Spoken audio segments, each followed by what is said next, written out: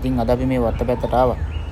මේ දවස්වල කරවිල්ල, බට්ටු, තක්කාලි, බණ්ඩක්කා හැම වගාවකම හොඳටම සුපිරියටම එළවලු හැදිලා තියෙන කාලයක් තමයි මේ කාලේ ඉතින්. ඒත් හැබැයි ඉතින් එළවලු මිල සෑහෙන අඩුයි මේ දවස්වල.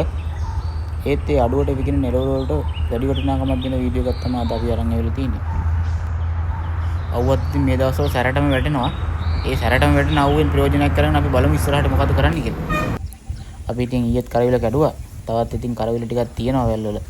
මේ ඔක්කොම කඩන්න බැරුණා. ඉතින් මගේ ඇරෙනවා ටික. ඉතින් මේ විදිහට කපා ගන්න ඕනේ. පොඩිවට කපා ගන්න ඕනේ. මොකද මේ වේලෙනවා පොඩ්ඩක් අඩුයි ලොකුවට කපා ගත්තොත්. පොඩිවට කපා ගත්තොත් හොඳට වේලෙනවා.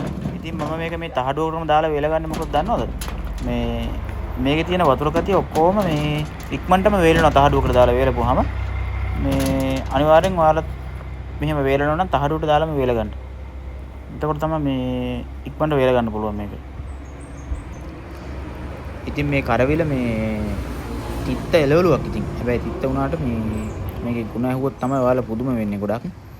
ඉතින් අපේ ඇඟේ තියෙන තෙල් එහෙම නැත්නම් කොලෙස්ටරෝල් වගේ දේවල් පාලනය කරන්න හොඳම එළවලුවක් තමයි මේක.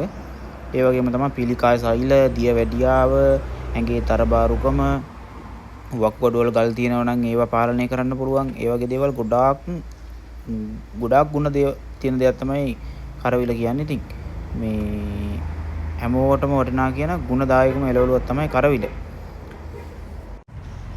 අම්මා තාත්තන වැඩක් බලමු අපි ගිහිල්ලා එයාගෙන් විස්තර ටිකක් අහගමු මොකද කරන්න ඉතන කියලා. මේ යමුකෝ බලන්න ඉතින් එතෙන්ට. මොනවද අම්මා මේ? මේවා මේ අලු කෙසෙල් ගෙඩි. පාගෙට කම්බල අරගෙන ගෙඩිය දෙකින් ඊට පස්සේ ඒක පොතු වැරලා පෙති කපලා ඒලලා හොඳට අපිට ඕන දවසකට මේක බයිට් එකක් වගේ හදාගෙන කන්න පුළුවන් උපත් කරනවා. අලු කෙසෙල්නේ. පොඩි ළමයිට උනත් දෙන්න පුළුවන්. පැණි දාලා තේ බොන්න ගන්න පුළුවන්. දැන් හොඳට වේලිලා තියෙනවා. දැන් හොඳටම වේලිලා තියෙනවා. බලන්න තියා ගන්න පුළුවන්. එක දවසට මේ අවුව තියෙනවා හොඳට වේලිලා. ඔය හැමෝටම කරන්න පුළුවන් දෙයක් නෙවෙයි. විසි කරන ඒවා අපරාධ බොරුවට විසි කරන්න.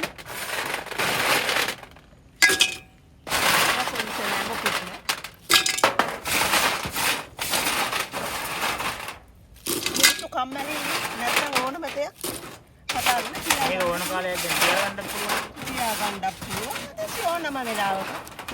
තේ බොන්න මේක බැදලා තියෙන්නේ. පැණි ටික කුණු කරලා දාලා කන්න පොඩි ළමයිට දෙන්න පුළුවන්. කඩවල වල තියෙන ජරාව දෙනවා තියෙන්නේ. නිකම්ම තියෙනවා. එතන කිලෝ කීයක් විතර තියෙන්නේ? මේක කෙසල් කැනක ඒවා ඔය. අපි වත්තේ වනේ.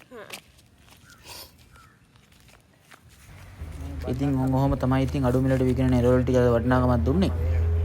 මේවා ඉතින් දැන් අඩු මිලට විකුණන්න ඕනේ නෑ. මේවා ඕනනම් තව ටිකක් වේලුණාම ඇසුරුම් කරලා ඕනනම් වෙළඳ පොළට දාන්නත් පුළුවන්. එහෙම නැත්නම් අපි පරිභෝජනයට ගන්නත් පුළුවන්. නැති කාලෙට ගන්න පුළුවන්. මොකද මේවා වැඩි කාලයක් වියලි කරලා තියාගන්න පුළුවන්. ඉතින් අපි නැවත අයම වීඩියෝ එකකින් හමු වෙනවා. මේවා පරිභෝජනය කරන්නේ කොහොමද?